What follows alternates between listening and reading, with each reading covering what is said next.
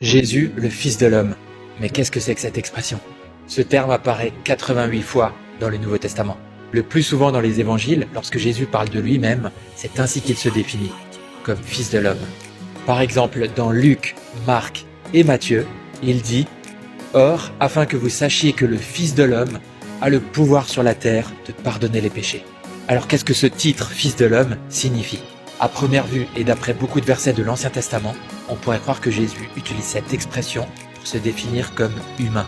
L'expression « fils d'homme » ou « fils des hommes » en hébreu « Ben Adam » se retrouve dans beaucoup de versets de l'Ancien Testament, notamment dans les psaumes, et définit clairement la race humaine. Psaume 115, verset 16, « Le ciel appartient à l'Éternel, mais il a donné la terre aux fils des hommes. » Psaume 33, verset 13, « L'Éternel regarde du haut du ciel, il voit tous les fils des hommes, ou dans notre version, tous les hommes.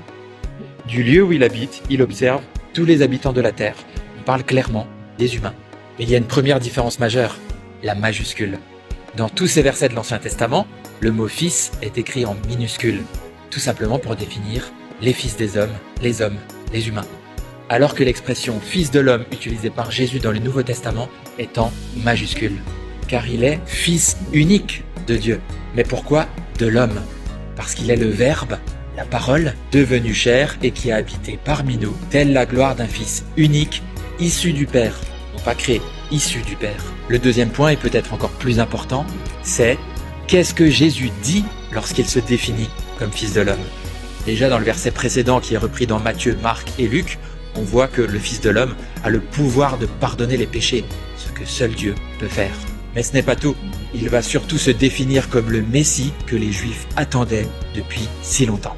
Beaucoup de prophètes avaient annoncé la venue du Messie, et notamment Daniel. On peut lire dans le chapitre 7, verset 13, « Pendant que je regardais dans mes visions nocturnes, quelqu'un qui ressemblait à un fils de l'homme est venu avec les nuées du ciel. » Je vous laisserai lire le chapitre en entier.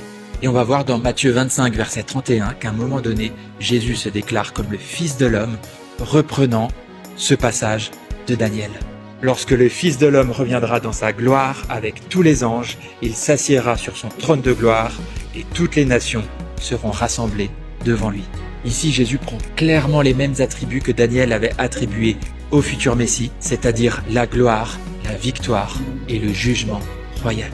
Jésus, en se déclarant Fils de l'homme, se déclare avant tout être le Messie. Soyez bénis.